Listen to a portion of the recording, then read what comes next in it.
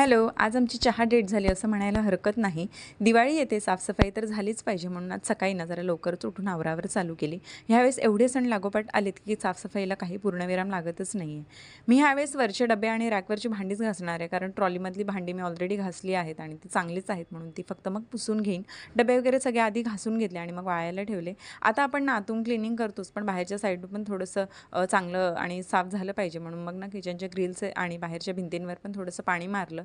आणि स्लायडिंग तर आपण आतून क्लीन करतच असतो, म्हणजे कपडा तर फिरतच असतो, पण बाहेरून सुद्धा धुवून घेतला, कारण मग ना ते आतून दिसायला फार खराब दिसतं जेव्हा ते बाहेरचे डाग तसेच राहतात.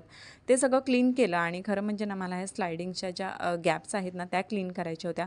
किचनच्या जेव्हा टाईल्स मारल्या ना तेव्हा ते सिमेंट आणि ते माल वगैरे त्याच्यामध्ये गेलेला आणि त्याच्यामध्ये धूळ पण होती, मग ते क्लीन करायची होती. म्हणून मग ह्यांनी मला छान ना एक ब्रश आणलेला, त्याच्यानी ते बऱ्यापैकी निघालं, म्हणजे जेवढं काढायचं होतं तेवढं नाही पण ठीकठाक निघालं. आणि आपल्या फ्रीजमध्ये आपण किती काय काय ठेवत असतो ना, म्हणजे मला ना मी जेव्हा साडी घालते तेव्हा एकही पिन मला कष्टाने भेटतो आणि आता तर मला पिनांचा मोठा खजिनाच भेटला. आणि ना आपण हे या पॉकेट्समध्ये ना जे असेल ते, म्हणजे ज्या नको असलेल्या गोष्टी कुठे ठेवू, तर आपल्याला ऑप्शन असं हे पॉकेट्स, आणि माझं पण तसंच होतं.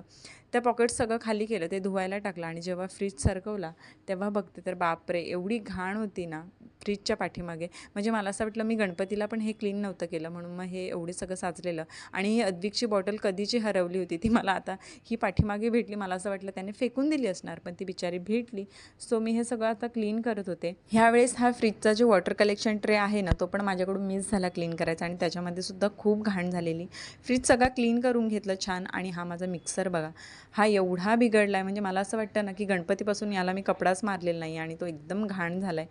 आणि घरात ना एवढा पसारा पडलेला की समजत नव्हतं की मी सुरुवात कुठून करू, थांबू कुठे आणि कुठल्या गोष्टी आधी रचू किंवा ठेवू.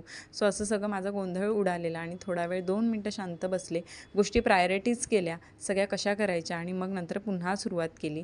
आणि अशा गोष्टी सेट केल्या ना की मग पटकन होतात. सो आता किचनचं सगळं आवरून झालेलं, फक्त हे भांडी घासलेली ती सगळी लावायची होती पुसून. सो ते सगळं मी केलं आणि आम्ही चाललो आहे आता किराणा भरायला, कारण आता सगळं सामानाची आणआण करायची, कारण परत सुट्टी नाही. पण त्याआधी आम्ही मस्त एका टपरीवर चहा पिलो आणि भरपूर दिवसातून आम्ही टपरीवरचा चहा प्यायलो. सो आमची ही डेटच एक प्रकारची झाली. त्यानंतर मग चहा पिऊन आम्ही लागलो शॉपिंग करायला.